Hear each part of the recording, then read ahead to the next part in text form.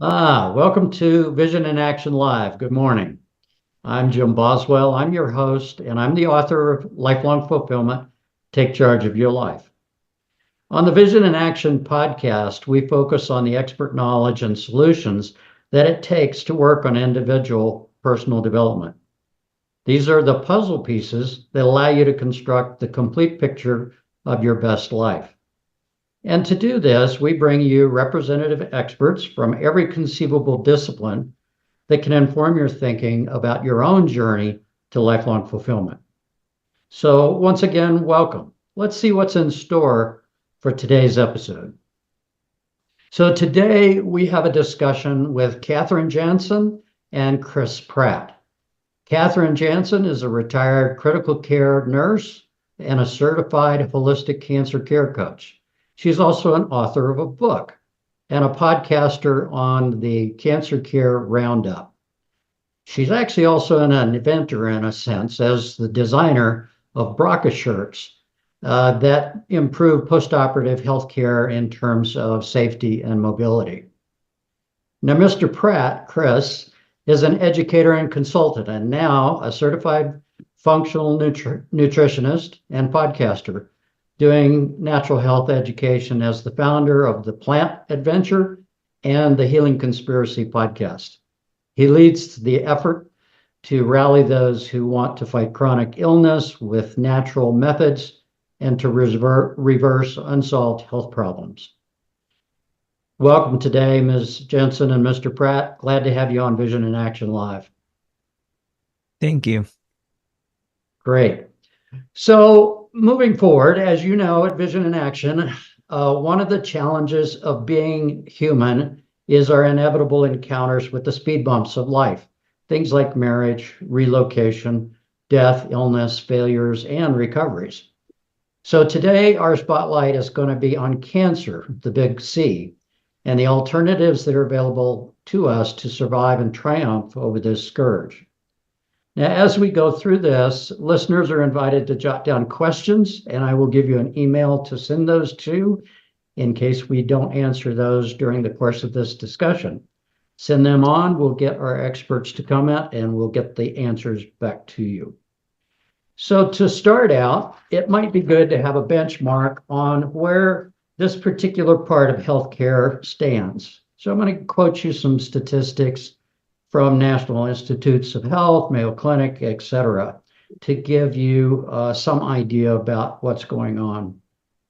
So in 2024, an estimated 2 million people will come down with some form of cancer.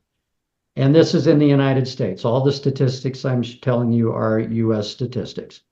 And of those 2 million, that same year, about 612,000 will expire from the disease. So that's a rough survival rate of about 70% if you want to look at it that way. If we look at when it occurs by age, in general, the vast majority of it is between 60 years old and 85.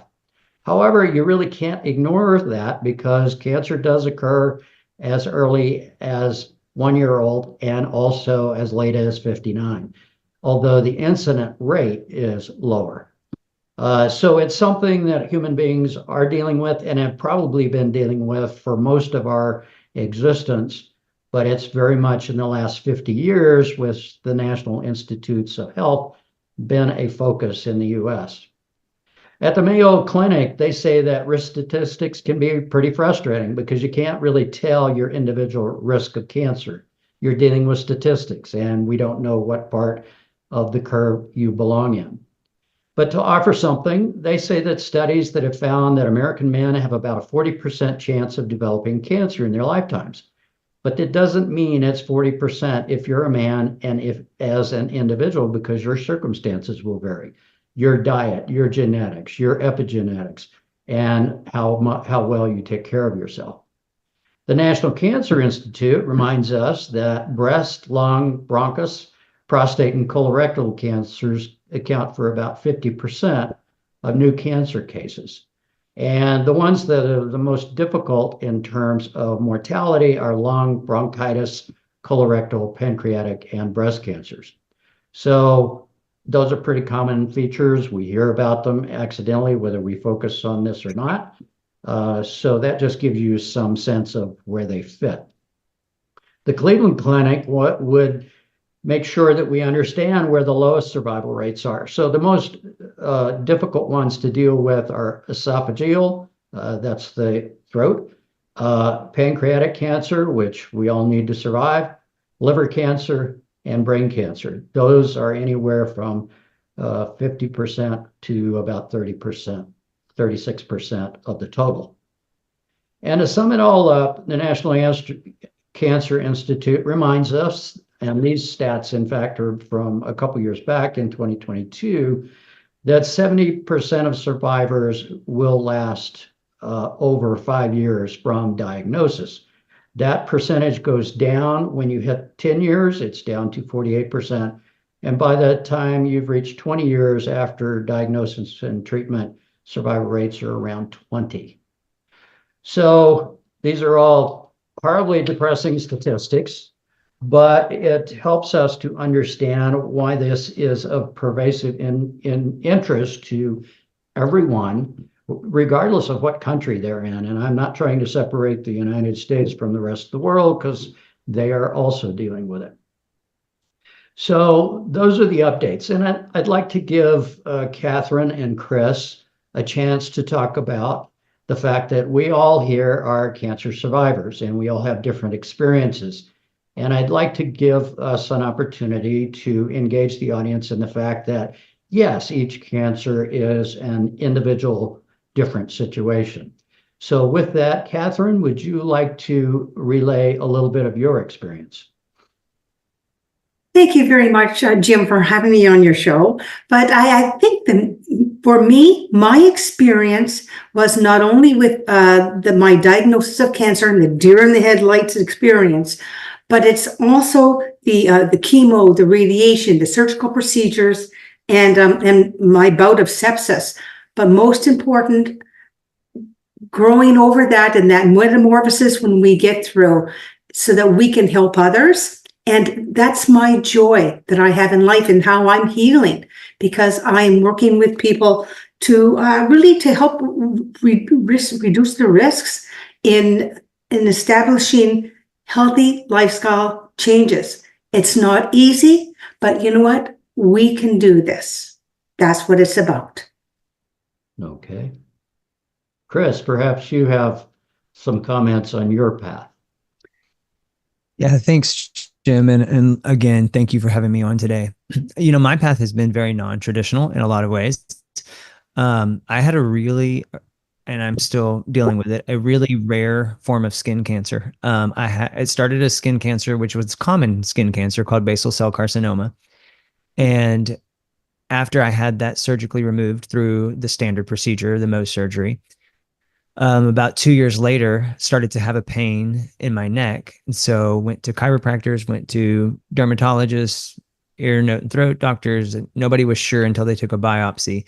And they discovered that after that surgery, the cells had metastasized and ended up going through my body and landing in a lymph node in my neck. And so I was in the rare 3% of cases that this happens. And suddenly I was deemed as being in stage 4 metastatic basaloid carcinoma, which is a really fancy way of saying you have skin cancer that went inside your body and took root. So it was very unexpected. You know, after you have your skin cancer surgery, you think, okay, they got it and life goes on. But that being said, it became a very arduous journey, because there isn't a great way to necessarily tackle what I have. My skin cancer internally is not extremely aggressive, thankfully, and it's very contained in a lot of ways. And so the traditional route for me was offering basically one option. They didn't want to do radiation and they didn't want to do surgery. They wanted to give me a chemo pill. They had decided that chemo pill it's the strongest thing on the market for my kind of cancer. And they wanted me to take that for 18 months. And they said after 18 months, they would determine if it was effective.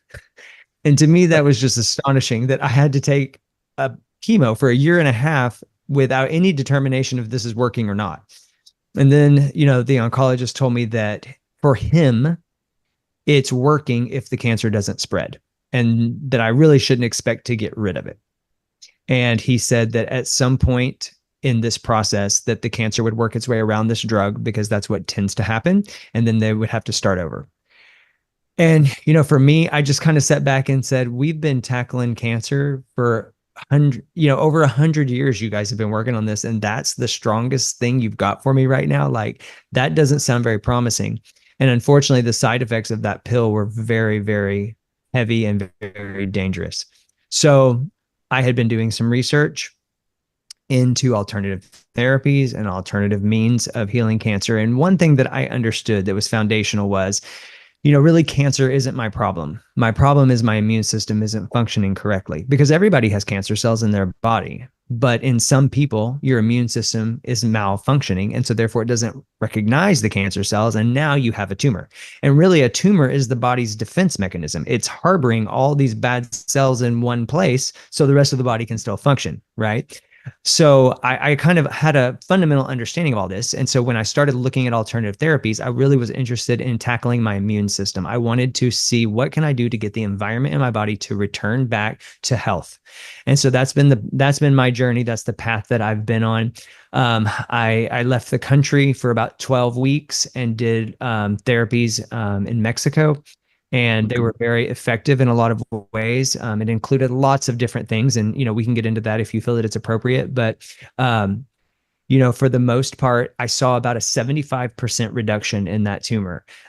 So I'm almost there. I'm almost in the clear. So, now I'm kind of stable and I'm pushing through and just kind of giving my body the time it needs to heal. Because I always say, I didn't get cancer in one day, so I can't expect to heal it in one day. Thank you for that, Chris. Just to add a little spice to this, I'll relay my experience as well. I had been doing the normal cancer screening, the colonoscopies, etc. But when I got a checkup at age 66 with a regular doctor who does that, turns out I had a stage 3B cancer in my bowel. And so we went through the normal procedure. Fortunately, this guy is an exceptional surgeon, and he did laparoscopic surgery, did a grand job. In about a month, I recovered from that, and then it was on to chemo. Well, I'm in New Mexico, and so most of the high end of research and development in cancer is at our University of New Mexico in Albuquerque. That's a couple hours away from me. But nevertheless, I went to them, and I was very impressed with what they had to offer, because it wasn't just about chemo, which they wanted me to do, but it was also about nutrition, genetic screening for predilection to cancer in general and colon cancer in particular, because there's various markers that they would want you to know so the rest of your family can be advised if that's an issue. I started out with pills too. And Chris, I have every sympathy for you. Mine was horrible. After about 6 weeks, I had to quit, and then did the intravenous, and that went much better. But still, it was a 6 to 8 month process for me to do that. And 5 years later, yes, I'm free of it. But I encountered a lot of shock along the way. I don't shock easily, so I think I bore it well and started to learn about cancer, because I tended to want to ignore it. I tended to want to think, hey, generally you're a very healthy person, and I can afford to wait and deal with it when it shows up. Well, that's a very naive approach on my part. But I spent a lot of time banging on the internet, talking to people, talking to other people that have been through colon cancer before, what their experience had been. I got real familiar with survival rates, therapies, and so forth. And I asked a lot of very difficult questions of the oncologists that I interviewed before I underwent therapy. And it was interesting. Some of them had similar attitudes to what you have, is I have this limited tool set It's only the product of 40 to 50 years of intense NIH and statewide and, the larger hospitals concentrated efforts at research and other therapies. And it was, I've got what I've got. It's working better than it used to, but that's also attributed to early screening. So there are so many dimensions on this. The educational part of it for someone who is dealing with it is difficult. And everybody has an opinion, but getting to the authoritative resources is the more difficult. And your doctors don't offer you that. They're not there to train you. They're there to say, well, I have the best, latest, and greatest, and you should just trust me. Well, I don't come from that school of thought, so I was forced to sort of become a pseudo expert on my own about my own issue. So I'm happy to be alive. I'm happy to know I have some years yet to go, and I'm happy to see more things becoming available, which we'll talk about a little bit more in terms of diagnostics and so forth as we go forward. So Catharine, let's circle back to you for a minute. So given all of this, what's your opinion about how each of us individuals should be thinking about our risk of cancer and a good strategy for, being ready for it or ignoring it or mobilizing on it? What does your experience tell us? Because we know you have some deep and long experience there to offer. Very much so, Jim, very much so. I really initially ignored it, and I should not have, because my mother died of cancer, all her sisters died of cancer, all their daughters have died of breast cancer or ovarian cancer, and her brother, pancreatic cancer, and even on my father's side, 4 of the girls, cancer, my uncle, pancreatic, and his son at a young age of 30, pancreatic. So I had a significant history there. Here I am, a critical care nurse, and I had, got past 50, and here I am at 60. I was 60, and I thought, I got through it. And there it was staring me in the face. Mm-hmm. And I can honestly say the biggest problem with this is not even talking to my sisters about it. Not even, because my oldest sister also has breast cancer. My 2 younger ones don't. But the difficult thing is, even when we are looking at it, unless it happens to us, we don't want to deal with it. So I think this is where we really need to step forward in not only our families, but our communities, and make it a comfortable thing to talk about. I'm from 8 children, and my mother would say, okay, ladies, you know what the job is. Today's July 1st, and on the 1st, there's health mandates we must do. And my brothers would think, what the heck? And yet my brother, my parents never talked to them about checking themselves. Mm-hmm. And my brother's son at 15, stage 4 testicular cancer. And almost died. He was so sick. And I can honestly say, my brother said to me, why did someone not tell us that the prevalence in our family was this high? And so, you know what? It's about, when you have history of cancer in your family, we need to talk about it and to be acutely aware of what our body is. How does it feel? Well, for me, okay, you feel it on the 1st for the women, but also for the men below the belt. Check on it, and then also men get breast cancer too. Mm-hmm. And of course, that's a stigma. You don't talk about these things, right? And we need to break down those barriers. It's okay to talk about it. It's not a decline in masculinity to do so. And more than that, when you have a history of cancer in your family, to make sure, put the horse before the cart. Develop your lifestyle so that you're doing things that are healthy. Mm-hmm. Diet, exercise, reducing stress, good sleep, hydration. And you know what? When it comes to diet, we need to look at eliminating toxins in our environment, but also be aware of what we're eating. What are you putting in your body? Right. In your microbiome, your gut, when you're stressed, all the blood goes to the health, to your head, and to your heart, and to your lungs, and your legs, so you can escape that stress. But you know what? What suffers is your gut and your microbiome, your gut health, because of the decrease of circulation there. You get decreased digestion, decreased circulation to the gut, and absorption. And this, as you know, Chris, I'm sure, profoundly affects the immune system. We have 600 to 800 lymph nodes in our body. 75% of them are in the gut, because this is where you get all the good food and nutrients and all being exchanged, okay? And that is how your immune system gets fed. Your fighter B cells, your fighter T cells, your memory B cells, your memory T cells.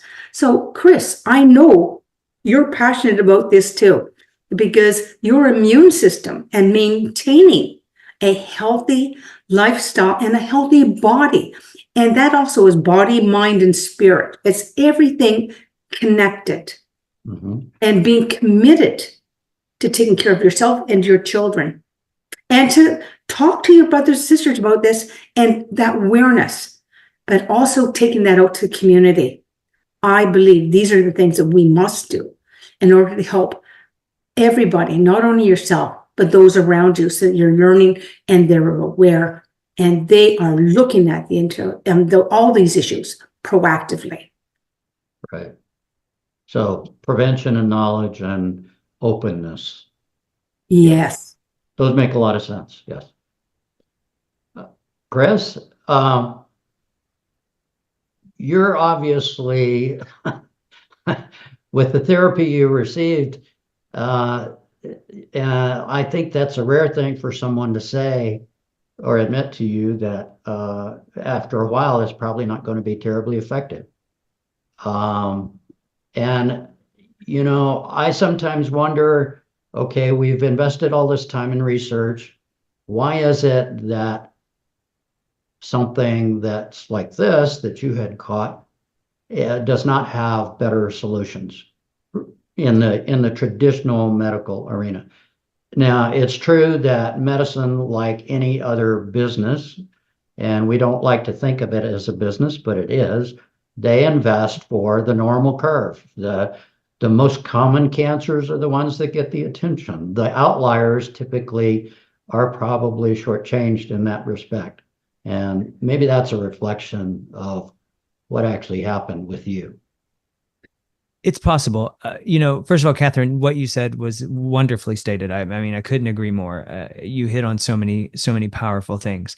You know, to speak to that, Jim, I also think, and this is going to sound a little bit maybe cynical, and I don't mean it to be negative, but I think it's worth saying, is that a lot of times the things that bring the most impact to our health are not able to be sold. They're not patentable. They're not distributable. They're things like getting more fruits and vegetables into your diet, right? No one's going to make a profit off of that, except maybe a farmer, but you know, that's just not the way things are set up. And so a lot of times I think that the Western medicine comes to this saying, well, you know, this is the best we've got, because it is the best they've got, because what they're trying to do is treat something that's natural synthetically. And we've got to treat natural with natural. And I'm not totally against pharmaceuticals. I think there is times and places for them, but I also am not the person that says, I'm going to run straight to that. You have to do your due diligence. You have to research, and you have to say, this is my body and what is best for me. And, you know, what got me into this situation in the first place? And you know, you spoke a lot about genetics and heredity. And one of the things that I would say when it comes to that is, if I see that many people in my family are getting cancer or have gotten cancer throughout a couple of generations, I would also take a look epigenetically and take a step back and say, what are the trends in my family? Do we tend to eat a really bad diet? Do we live in a place that's really toxic? Like, because there's so many factors that we've got to contribute. And see, because I think whenever you just go like, well, my mom got cancer and my grandma got cancer and I'm going to get cancer, then you just become this victim because it's just going to happen to me. But at the same time, I think there are things that we can do to kind of bust out of that matrix, if you will, and I know that it's a sensitive topic because I'm not trying to guilt or shame anyone, but I know in my case and with many people that I've worked with, we can look back, and if we take an honest look, we can say, this is most likely my fault because I've made some choices that weren't best for my health. I know for me, and speaking to what you were saying, Catherine, my diet was a trash can before I got cancer. I mean, I was just like the standard American diet, which is sad, pun intended. And I was eating fast food all the time, going out to eat, very rarely ate fruits or vegetables, was literally eating like highly processed food all of the time. And I was creating an acidic environment for myself. And then I was at a job that was highly stressful. I was working about 60 to 80 hours a week. I created this breeding ground for disease. And then, so I can't look back and just say like, oh, well, oh my gosh, this just happened. I can't believe, how did it happen to me? Well, I know exactly how it happened to me. I didn't take care of myself, and you go, well, you had skin cancer. It happened because you got a sunburn. Listen, cancer is cancer. Cancer is the process is the same throughout the body. Now it affects in different ways because our organs and our systems are more susceptible to damage or whatever the case may be. But there is way more research out there that shows that sunscreen and diet cause skin cancer far before the sun does. Okay. And actually the sun is the only source of vitamin D that we have. It's really the thing that fights cancer. So we just have to start to wake up to realize that we're not victims in all of this, and we've got to educate ourselves and we've got to take control. So, right. Thank you. One of the things I want to cover on behalf of the audience is a couple of issues in addition. One is diagnostics. The cancer people will tell you earlier is better. And nowadays, even in the 40s, it's not unusual, or maybe in the 30s, to start doing that. It looks like in the colon cancer arena, they walked back the age from, the late 50s into, the early 50s, and probably we're in the 40s now. So one is early diagnostics. Okay, so you two have talked about prevention, which I can't help but agree with. I had to go through nutritional counseling and genetic screening myself. And I probably have a little bit of what you both said, is I wasn't eating optimally or resourcing enough nutrients optimally to have a good preventative track record. So you're probably right, Chris. I probably own a good bit of that responsibility. And yes, there were not a lot, but there were instances of cancer in my family as well. But one of the things that I think, we need to say, when we look to the cancer establishments, hospitals, research hospitals, people that provide oncology and so forth, and surgery, is we want to be able to trust them. And I think trending that, we need to familiarize the audience with, okay, what are the components of that I need to be aware of? One is early screening. One is it takes a long time for one screening to get from the theoretical and practical to be a production-worthy capability. For instance, there are camera pills for GI monitoring for colon cancer. They were available when I had colon cancer. Have I ever had one? No. So going from a therapy that is available or a diagnostic that's available to actually having it available to the public seems to lag the problem. There is a CEA blood test, which looks for antigens that are markers for cancer. I had never had one until I got cancer. Never. There are things about genetic screening for cancer. So when Catharine here mentions a whole family history of it, one of the jump to things in my logical mind is, well, why don't I get genetically screened for a predilection for cancer and see if I have that? And if there's anything besides just healthy practice that I can do, well, then I'm willing to do it. And then there's other new therapies coming on that aren't yet mainstream, where you're doing targeted immunotherapy because each of our body chemistries is entirely different. So, and most research aims for the middle of the normal curve, out to 2 to 3 sigma. So they're trying to catch most of it, but the outliers frequently are not catchable that way. Whereas targeted genetic immunology actually is about a specific individual. So one is what's available. And I think the message I would want to put to our audience is number one is it's changing, but you need to ask those questions about what should I be doing? If I have cancer in my family, I should be talking to my doctor about what kind of risk I'm facing. What can I do now proactively? It seems to me that also having therapies, the next question is, okay, so assume I finally get it, and it might be this, what would I be facing in terms of therapies? What's coming along the line? So those are questions I think the audience needs to feel comfortable about asking their doctors, comfortable spending time, say, on Catherine's podcast or your podcast about your different approaches and information you have to share with them that's not generally available, particularly when you have the cancer new and you're under the gun and you're very emotional and it's difficult to internalize that information. So I offer that question to the two of you for comment also, please. Jim, one thing I would say to that, I do agree on a lot of levels. One thing to make note of is according to the National Cancer Institute, they report that only 5 to 10% of all cancers are genetic. Right. That the other 90% are environmental.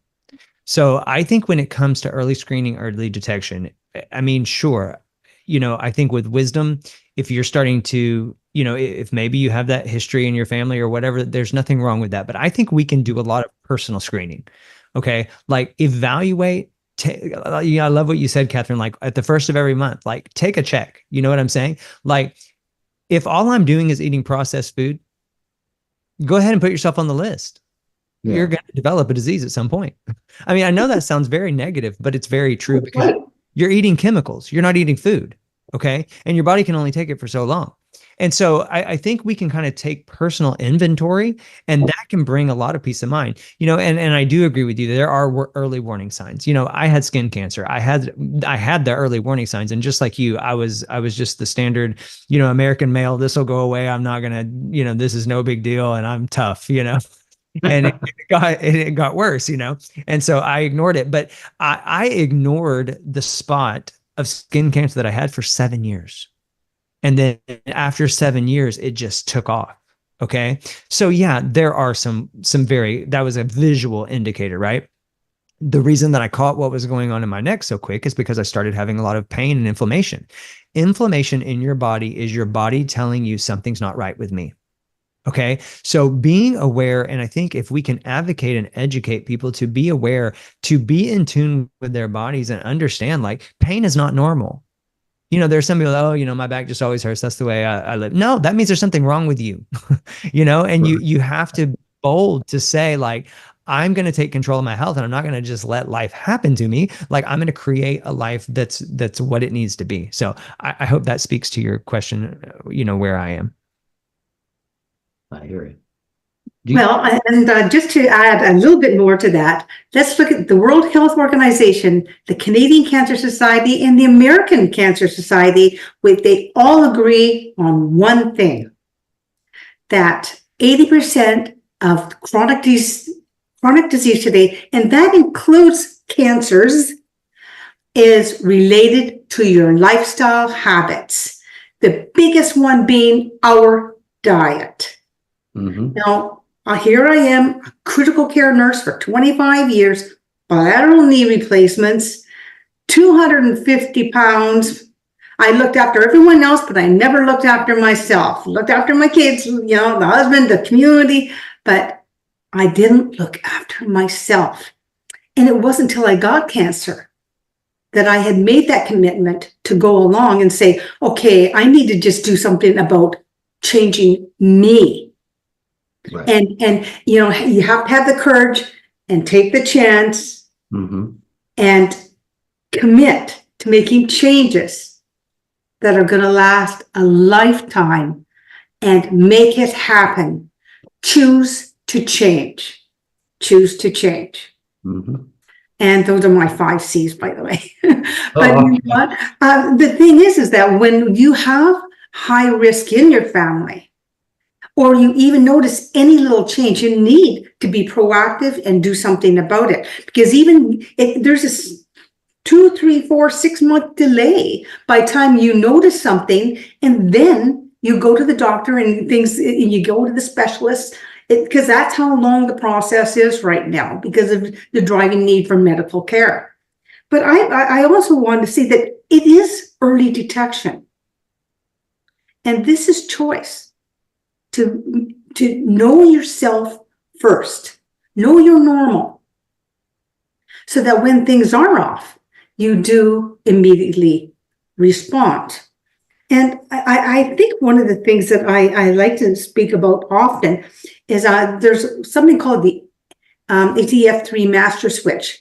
Now that master switch, in the presence of stress, turns on the oncogene. And have you noticed there's this huge upswing in work-life balance? And I think a lot of that was due to that discovery of these master switches they're starting to look at. And even though we're spending millions and trillions of dollars on research, you're thinking, well, there's so much cancer. What's the purpose of all this research if we don't have answers? And it's always the same thing. Do your screening and go do your mammograms and do your PSAs and do all these things, guys, check yourself down there. But the thing is that we have to be also aware of the presence of stress in our life and diet. And we have these things called happy hormones. And those happy hormones are things, what do you need to do to establish lifestyle changes that are going to reduce those risks of stress and also help you in your diet and in your planning? Because I can tell you right now, I'm now 180 pounds and bringing it down, but it's been because I've made changes to my diet and exercise, and I'm yoga and deep breathing and meditation and qigong and all these wonderful things that are out there. There are lots of things that we can do to reduce stress, but to, more importantly, change our diet. But we have to choose to change. Just like you choose, love is a decision. So is choosing to change and to make those lifestyle changes. And it is not easy. And that's the role of a cancer coach, really, is to step forward and help people find out who they are, what they like to do, and then help guide them to make those changes. I can't tell them what changes to make. They have to research and they have to be proactive and wanting to take charge and take control of their lives. Right. And I think these are the hardest things that we have to face. And it's when you're faced with cancer and you're inundated with information, it's having to you need, and I like to say a professional cancer coach. Okay, it's like someone who has a degree, someone who's educated enough to send you to the right sources and not to Google, because Google does not have the best answers. And I can honestly say we have to really look at and be self-discerning to really investigate. When I was diagnosed with stage 1, they caught it early because of genetics, by the way, because my sister said she was in BC and I'm in Ontario, and the genetics there, talked to the genetics counselor over here and said, why don't you follow up on all those girls and see what's going on? And I'm the one advocating for my care, insisted that they do an MRI with contrast to determine if there's anything. I want to know what my baseline was on my breast. And they found it. And yet it had not been found on a mammogram. So it really does. It's important to advocate for your care and with confidence. And so that is why we look at cancer coaches and can bring them in early, because you're still going to come out after all this and still come out of all your treatment and be immune suppressed because chemo and radiation, anything else you choose. Right. And there's a lot of drugs out there. And even when we're doing things holistically, we're putting strange things in our bodies. And when something, I was stage 1 and they decided not to give me radiation and chemo because, they said, remove the breast, 98% chance you'll never have to deal with it again. Guess what? It's called recurrence, even though I've done all this. Mm-hmm. But I have the peace of mind of knowing that I actively made changes and I'm doing my best to prevent and reduce those risks. Right. But even if you do get them, now I'm looking at, okay, what can I do now that I have the education as a cancer coach to really take a look, like mistletoe, vitamin C, IV. There are lots of really nice resources and things out there that we can do to augment any other treatment we get. I'm not saying it should just be what they're offering, because we need to look at everything in a combination of things that work best for us. Because we're going to be told do this because the hospital wants their money. But we also have to look at, well, how can we augment every aspect of our care? And I really say there are other things we can do, to going for walks in nature, right, socializing, finding joy and happiness in your life. These are the kind of things, love the life you live, love the life you lead. And that body, mind, spirit connection, for that you get peace. You need the joy and happiness in life so that you can feel good, because medicine is just 1/3. The other third is changing your lifestyle. And the other one is finding that love and laughter and joy and just living and managing that stress and getting out there and finding peace in your life and finding peace with yourself. And you know what? When you find that and love yourself, you're going to be able to help others. And that's one of my big messages too. Chris, let's pop back to you for a minute. You've got a new podcast and the Plant Adventure Initiative. Could you acquaint the audience with that and also tell them how to reach that podcast, if you would? Sure, absolutely. So the Plant Adventure is kind of my brand in the world of health and wellness, as far as helping people nutritionally. I'm a functional nutritionist, and so I love to help people use food to make a better environment for their bodies. It's not just, hey, I'm hungry, let's go eat. It's everything that we're putting into our body, kind of like what we've been talking about today. It's going to make a difference in our body. And so about being strategic, and that looks different for different people. And so it's important to sit down and evaluate. Every person's diet needs to be different. It needs to be conducive to, their lifestyle, their environment, and everything. I take all of that, a very holistic approach to that. So, I do some nutritional coaching. Also, on the Plant Adventure, I also have a YouTube channel associated with that where I share recipes. I cook and eat primarily plant-based. And so I try to make that fun for people, because a lot of people are scared of cooking plants. I don't know why, but they're like, I don't know what to do.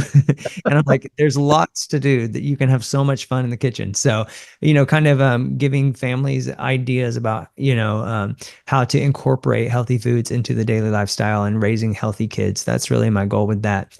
Also, as you had mentioned, and you can find that at theplantadventure.com, www.theplantadventure.com. It's also on YouTube by the same name, and social media.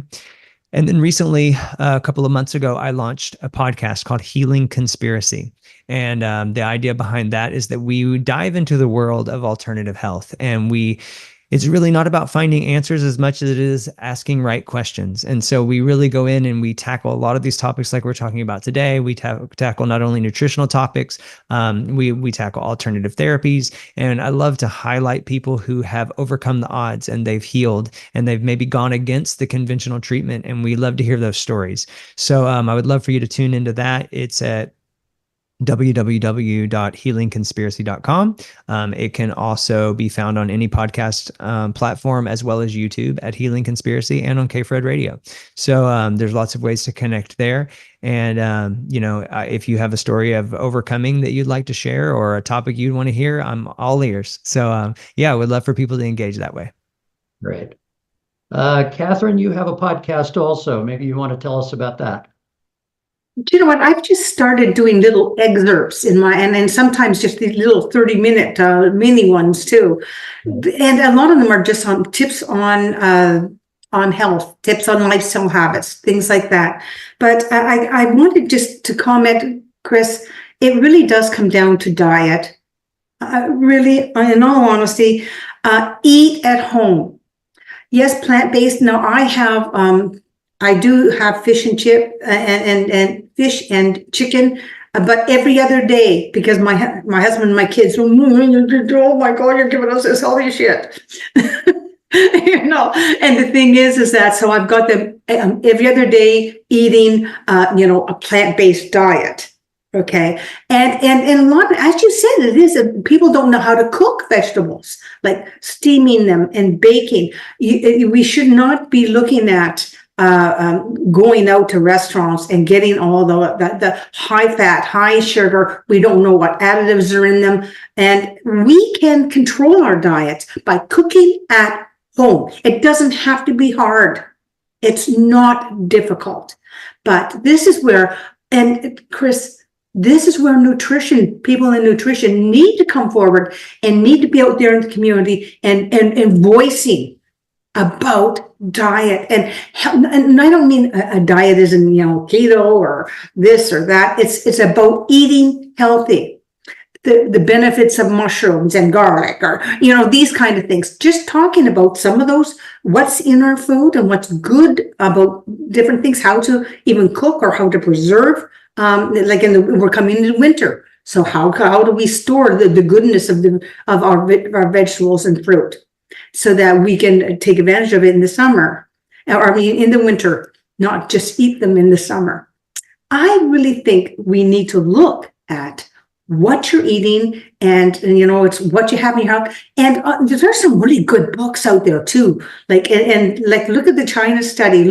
There are tons of books also on just how to eat plant-based diets, or what are some of those good recipe books where you're using more plant-based. Just start. You're never too late to start. It doesn't matter if you're 20, if you're 80.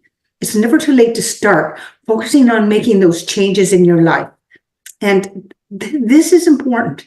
Start with your diet, start with exercise, start with decreased stress, and find what works for you, not what works for me, what works for you. Okay. Thank you for that. Well, we're coming to the end of our time, and what I'd like to remind our audience here is what we're summarizing here is you have a choice. You have the ability to actually help yourself now and improve your odds, but you can be in control of the cancer process if it's your unfortunate circumstance that you're going to have to deal with it. And it's an educational process that you can engage when you are demanded to engage, when you're in the middle of it, or you can anticipate that and have some familiarity with it. We've talked about 2 websites here. Again, I'll reiterate the Cancer Care Roundup with Catharine here, and the Healing Conspiracy podcast with Chris Pratt can get you help you get you started on the preventative side. So I highly recommend you take that proactive approach. And our objective here at the Lifelong Fulfillment Initiative is to make sure you're armed with the knowledge that you can take some control over your life. And this happens to be one of them. There's other speed bumps to be addressed later with our podcast, which we'll touch on as well. It's unfortunate, but that's a part of life. Thank you both so much for coming in today. I love your insights, and I hope the audience has a chance to connect with your podcast and learn more. Thanks again. Look forward to seeing you again. Thank you. Jim. Bye, Chris. Bye, Catherine. So thanks again to our guests today, Catharine Jansen and Chris Pratt. It was a very difficult subject to entertain, but one we wanted to share with you. And thank you for attending today on Vision in Action Live. We really hope you found it helpful. Vision in Action Live podcasts are interviews with subject matter experts and people leading self-directed lives so that you can see what others can accomplish. Check out the newsletters, podcasts, and extensive reference materials at lifelongfulfillment.com. It's all free to you. You can also find us on Facebook, LinkedIn, YouTube, your favorite podcast channel, and KFRED Internet Radio. I'm Jim Boswell, your host. You can reach me with questions about this podcast at jim@lifelongfulfillment.com. Until next time, think about empowering yourself further with resilience. We'll talk about that later. Have a great one.